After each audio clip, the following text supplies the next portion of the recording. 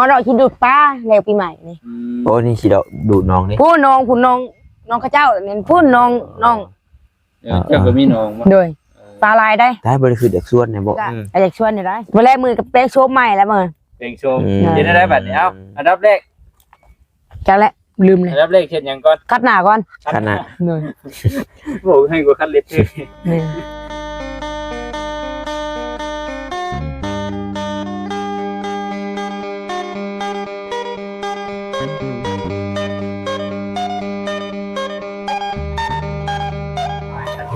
แล้วล่ะบ่ห้วยทานนั่นว่ะยังอยู่โตห้วยทานนุ่งเสื้อขาวโอ้ยเนาะห้วยทานนุ่งเสื้อขาวบัดคักบัดยังดื้อว่าแสดงว่าบ่มีอันผู้มาหาบ่มื้อนี้คือแล้วไว้เมื่อบ่ได้บ่แสดงอ้ายมาได้เช้าลิซะเนาะจนบ่ทันผู้ใดเอาพี่น้องเนาะเมื่อวานนี่ก็บ่ได้มาหาออกไปหน้าเมื่อวานนี่เนาะออกไปควัดทานพี่น้องเอ้ยบ้าวก็ออกไปควัดทานเมื่อวานนี่โอ้ยว่าได้10สอบคุยดิ ก็สิไปจ้ะ พี่น้องเอ้ยเนาะจังใดก็ขอกราบทักทายสบายดีกับพ่อแม่พี่น้อง FC กันเบิดสุคนเด้อพี่น้องเด้อบ่ว่าอยู่ทางฝั่งลาวฝั่งไทยหรือว่าทางต่างประเทศนํเนาะก็ยินดีต้อนรับเข้าสู่ช่องของเบาตาบ้านเฮาคือเก่าพี่น้องเอ้ยนี่ก็เบิ่งมาเนาะสาวดำเพิ่นวัดทาน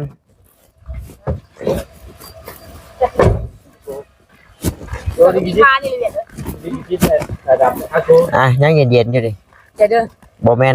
นเหล้าบ่แม่นเบียร์เด้อติ สปอนเซอร์ สปอนเซอร์ จักอยู่เนาะจักอยู่สปอนเซอร์เนาะ บ่ได้ตบก้นคนกินได้แต่นี่นะ เป็นยัง ไม่ได้หนีบก่อน เปิดมา ระเบิดน้อย แน่แล้วมันสิไปเฮ็ดเล็บเลยเบียดเอ้ย อ๋อโธ่ เฮ็ดเล็บ เนี่ยมันเปื้อน ดูพี่มานั่งพี่เถอะครับนั่งพี่เนาะ เสริมรอเสริมงาม อ๋อ โอ้ยรอเห็ด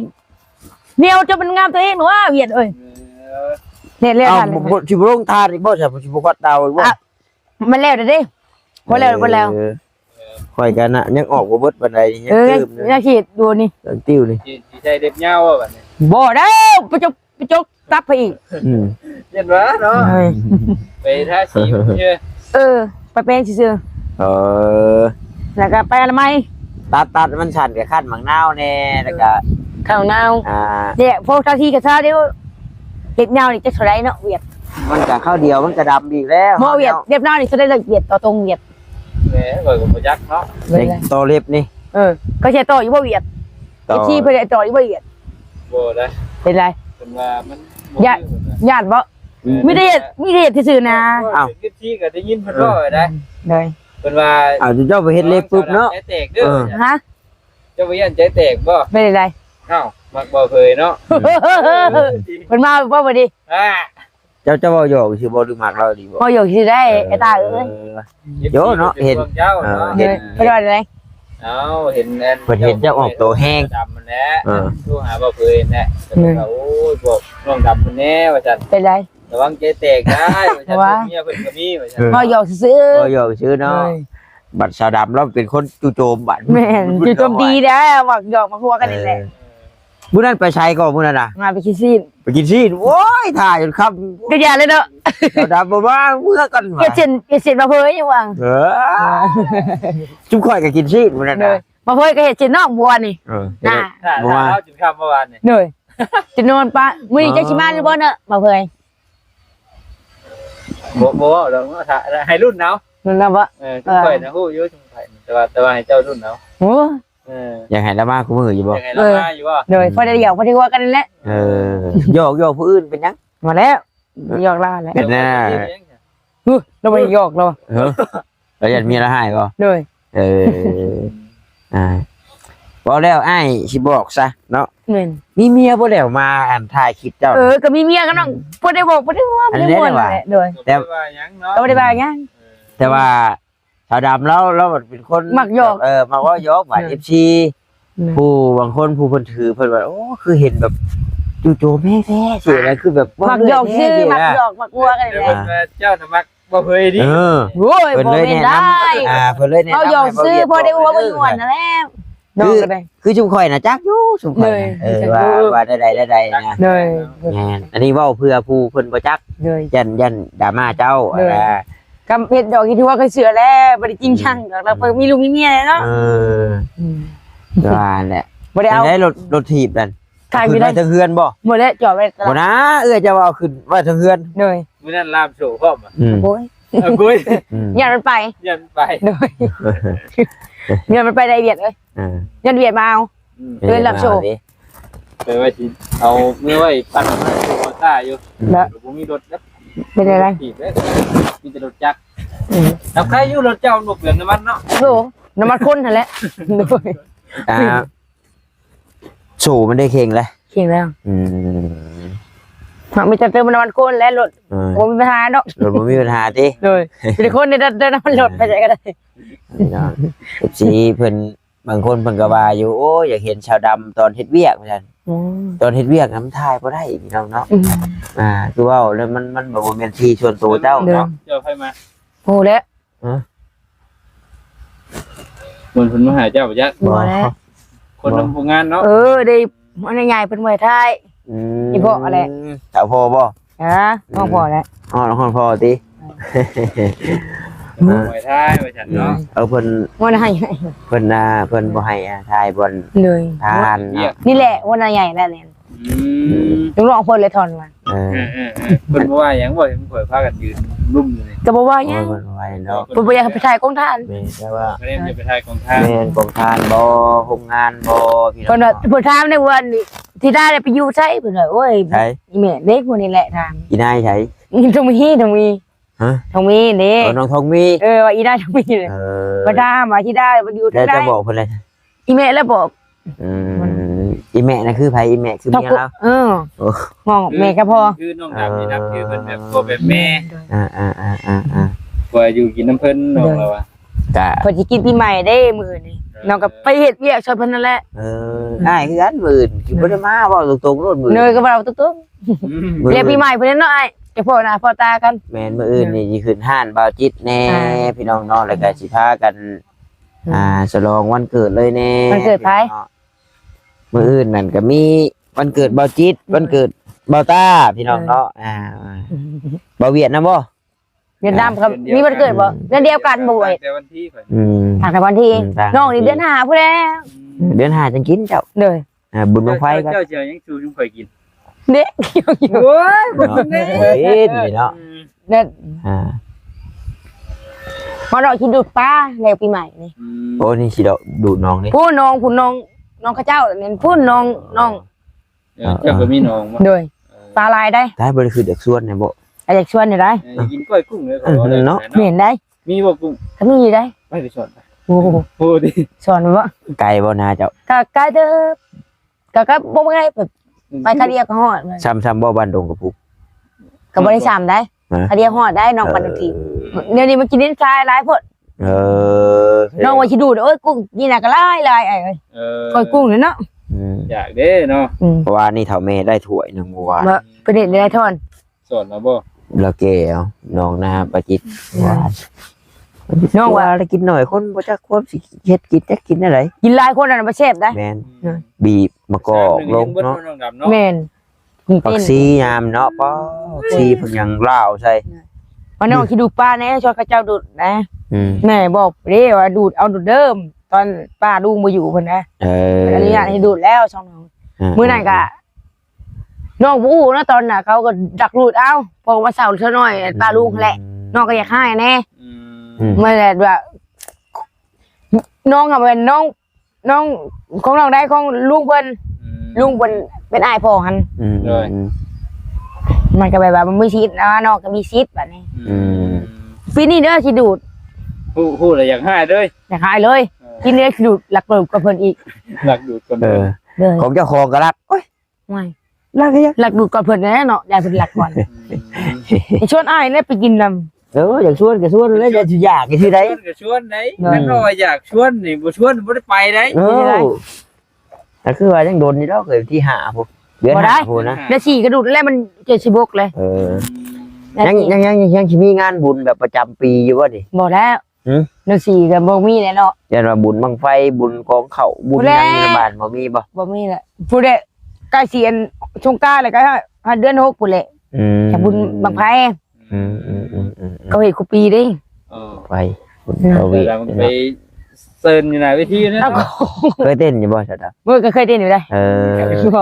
บ่ มื้อนั้นไปบุญมื้อนั้นบ่ได้เต้นบ่ เป็นบันเหยียดดีเขาเหยียดดีได้บอส อย่าดีบ่อ๋อเออ บอสเป็นแค่พี่น้องมาแล้ว อืม เพื่อนแฉล่เด้ ได้ยินเอื้อยจะว่าอยู่พุ่นก็มีพี่น้องอยู่ว่านะ พี่น้องร้ายป่ะ พี่น้องร้าย ขึ้นเทือนหนึ่งลงเทือนหนึ่ง หนู ลง ไป เทือน พุ่น นี่ขึ้น ได้ เทือนนี่ โอ้เกือบตายอยู่แบบนี้ กดทานก็บ่ได้เชื่อขยอกขยาวเนาะ ใส่อยู่มันห้วนมันเถื่อน อืม โอ้ยบเล่ตัวเด็กเตะชมตัวเองมันนี่ เฮ็ดได้แล้วนี่ก็แปลงโฉมเลย เลย ยังจะสอบนั่นยังบ่แล้ว โอ้ยยังหายบุเบิดนั่นนี่ยังเลยเดียวนั่นมันนี่ สิแล้วอยู่บ่มื้อ แล้วแล้วก็ให้ก็จะไม่หยิบให้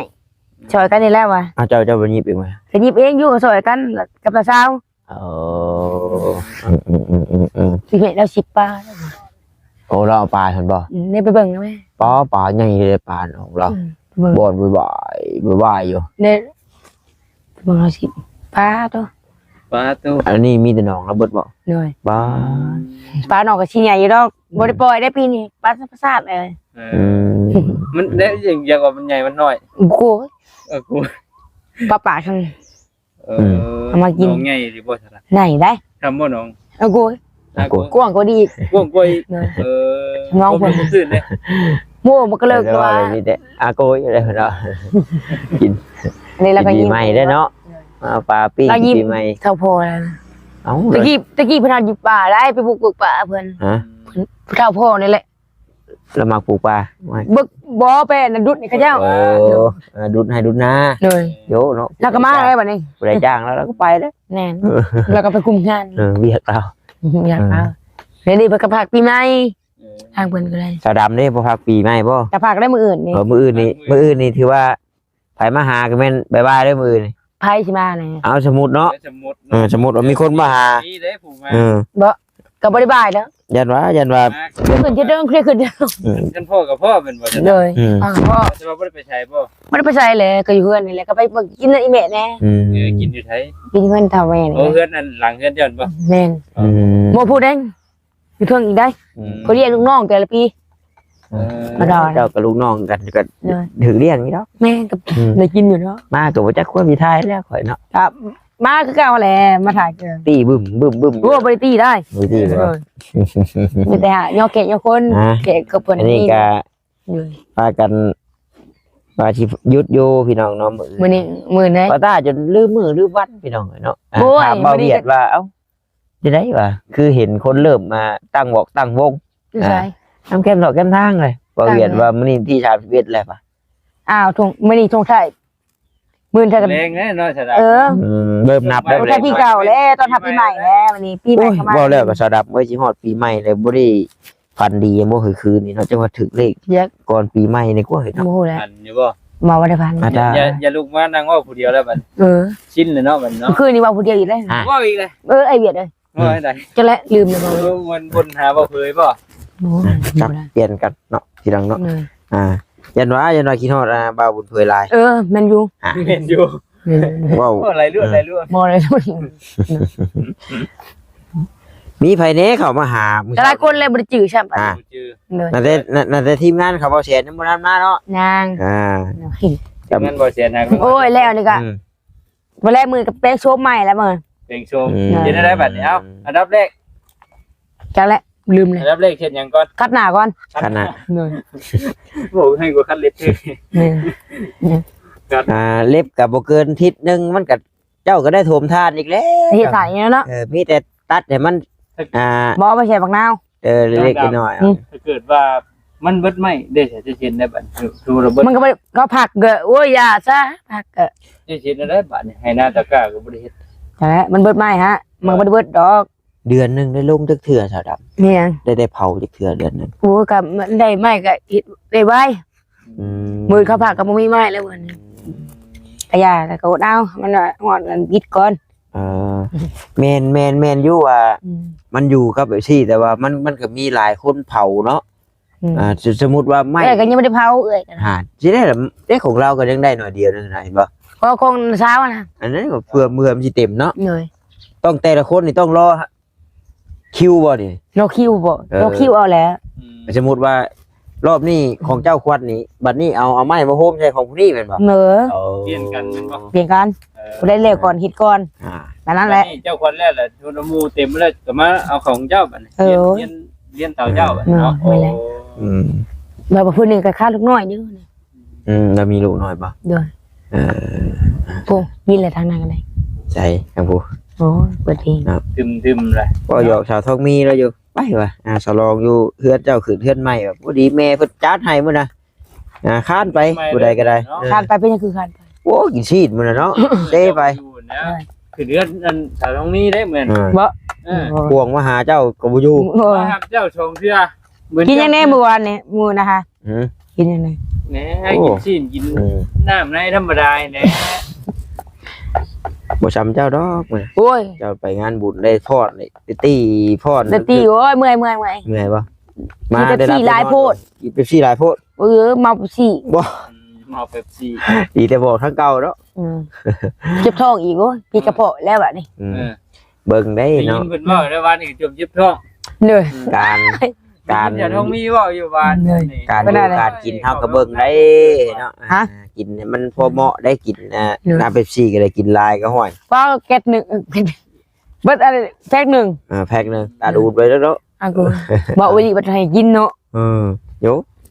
นางน้ำกันสิบ่อยากให้กินเนาะไปสิบ่อยากให้กิน เล็กตีบอกโอลิแล้วกับบอลเลย โอ้ยเก่งไปตลอด บอก เป็นไอ้เตียงหลังจากเราซื้อรถทีมให้เรายังบ่ได้มาบ่ ย่างมัวนี่มาจะได้ฟังมึงกูไปนี่เอาลีแล้วมาวัน ว่านี่อ้ายเราโทรหาอยู่ โอ้ย บ่ชาวดำอยู่บ่ฉันนี่ก็ว่าสิไปเฮือนน้องชุดใจน้ำพี่น้องเอ้ยวันนี้เนาะบ่ได้ไปโดนล่ะ ดูใส่ ไกลบ้านเจ้าอีกหลายไกลอยู่ เป็นพี่จางนะอยู่คนเดียว อยู่กับพ่อ ก็พอแล้วก็เป็นเบาหวานแล้วบ่เห็นหุง เอา รุ่นเล่าข้าวเดียวกันนี่แหละ กินหวานอะไรพวก จังว่านี่แหละอ้าย ช้ำน้องนี่บ่ ถ้าก็บ่เราบ่อยากรักษาสุขภาพแล้ว เราก็ยังหักชาอยู่มันบ่เช่า แล้วมันเป็นยังไงลูกไปเลยมันเป็นยังก่อน ลูกเบาหวานเด้ เดี๋ยวมันกินยังไงมันเป็นเบาหวาน โจกินกินหวานกิน น้องก็บ่หวานไม่เลยน้ำตาลก็บ่เคยกิน ไป แบบ น้ำตาบ่คิดดิ เลย บ่ค่อยกินมื้อนี้แต่มื้ออื่นกินคือเอา เป็นได้เจ้าเห็นเลยนางเอกอันเบาเวียนคือกันบ่กับเจ้า ก็คือกันอยู่เลย ค่ายกันบ่โอเคค่ายเนาะเชียงปากเนาะแบบ มาเที่ยวได้ว่า ตอนเว้าเนาะตอนเว้านะสไตล์การเว้าเนาะเกิดเท่า ว่าว่านี่ชาวดำบ่เต็มที่ปานใดว่า เจ็บท้องแห้ง งอนเงาเนาะ สาบไพ่บ่เต็ม รถปุ๊บมานอนผู้เดียวโอ้ย เป็นยังไงบ่วันนี้ เป็นไงเจ้ามาถึงหวยกับมื้อเกี่ยวสิมายันว่ากวนเวลาเจ้านอน กะมื้อวันนี้ก็ตื่นแน่บัดนี้ มื้อนี้ฉากเต็มเลยที่ไผ โอ้ยเต็มเลยเด้ เต็มแล้ว เต็มร้อยแล้ว พอดีแล้วจักหน่อยก็ปักมานั่น ปอกมานี่ ยกมานั่นเข้าไปตาใช้ขึ้น ใช้อันกินข้าวอันได้ยังเนี่ยกินมื้อนี้ ย่างแหละ ยังบ่ รุ่นก่อน เดี๋ยวรอบหน้าค่อยมีแนวสิมารุ่นกับเจ้า รุ่นยัง โอ้ยห่อปริศนาปักใหญ่นึง ดูได้ เดี๋ยวเช้าให้ดอกว่าเลย มื้อใด มื้อนี้แหละถือใจ อลีบอกอย่างโยนนางได้ ก็แบบสิกี่ตัวเนาะ ใครอยู่นั่นเลยมาไอ้เหี้ยดิโดดิเดือ มีใช่อีกได้พี่น้องเนาะ ใช่เนาะพิธมาบ่ดูได้ยิน เดี๋ยวจะลุงด้วยฮะเบิ้งอันนั้นมันจะว่ามีรถใหญ่ดักนี่ เอานะไม่อาย บ่มีเนาะรถใหญ่ ไม่อยากได้ได้ โอ้ย ยันนำมวยได้เจ้าเด็กได้ ยันแต่บ่มียันแต่บ่ถึกนะ ยันไปตามประกวด ปีใหม่ค่อยบ่คอยยังไรดอกชาวดำเลยคนให้ได้รถใหญ่คันนึง ในความ เอากินนี่เจ้าเบรกได้ เจ้าเขาแหละน้องบอกขี่น้องอะไรรถจักรกับรถถีบพวก พอแล้วรถจักรก็ขี่เป็นอยู่บ่ ก็เป็นอยู่เฮียนครับไปเลย เนาะแต่ว่าเอารถถีบมันรอดกันเนาะแต่หันยันเช่ให้เจ้าอยู่หั่น ไม่ยัง บ่ได้ไปเที่ยงแล้ว เราไปเที่ยงแล้วบ่ ไปเที่ยวแล้ว โบกมือไปเรื่องนี้นะ คอยกับพลังนี่แหละว่าเอาแบบความพลัง เป็นอะไรบ่เป็นบ่พลัง บ่ เบื่อบ่ได้ บ่รถถีบเดี๋ยวบอกของพลัง โอ้รถถีบโยงๆไง ก็พิจารณาน่ะจะตัวน้องหรือบ่ได้ตัว ก็มันมีลีห้องใหญ่ถึง3ห้อ ห่อพิษณาบ่ห้องได้ห่อ ห่อพิจารณาจะตัวได้เวียด จังสิเป็นห่อกระตุ้มจังสิเป็นห่อยังละ อ้ายก็ลืมถามเขาเจ้าว่ามันเป็นห่อหยังเห็นเป็นห่อคล้ายๆคือได้กินแหละเบิ่งเอาซื้อไปต้อนชาวดำก่อนว่ะนั่นเขาเจ้าว่าต้นเต้นแน่นใน อีหยังวะกระต้ม จักแล้วต้นเต้นแน่นในอ้ายก็เลยว่า ถ้าก็มันจะดำก็กันก่อนพี่น้องเนาะดำจากรุ่นอย่าง อ้ายก็เลยว่าเอ้าเนาะ พิจารณา ต้นเต้นแน่นในว่าซั่น เด้อ ชื่อไปให้ชาวดำ นุ่นก่อนชื่อมาทางใด นี่ได้แถวบ้านเจ้านี่ มีไอ้ซะบ่ มี โอ้ยคิดถึงว่า อากาให้ไปสิกี่ตัว ก็เคย บ่กี่ตัวดอก เด้อ แต่เอารุ่นคลิปหน้าเนาะ นั่น รุ่นคลิปหน้าคลิปนี้มันเช้าที่ระยะ FC เพิ่นหาวนอนเพิ่นเบิ่งหลายเนาะ เดี๋ยวนี้น้องฉากเต็มแล้ว ฉากเต็มแล้วบ่ เลย เอาฉากเต็มก็คลิปหน้า เลย เอาโอเคพี่น้องเนาะจังใดก็คือจะได้จบคลิปก่อนบัดนี้จะได้ก็เอาไว้พบไปพ่อกับว่าซ่าในคลิปต่อไปเด้อพี่น้องเด้อเนาะเดี๋ยวสิเอาฮอต้นเต้นแน่นใน เลย ให้ชาวดำเพิ่นเบิ่งก่อนเนาะ แวะซื้อน้ำข้างทางกินนี่พี่น้องเอ้ยทาง โอเคพี่น้องสบายดีเด้อบ๊ายบาย อ้าว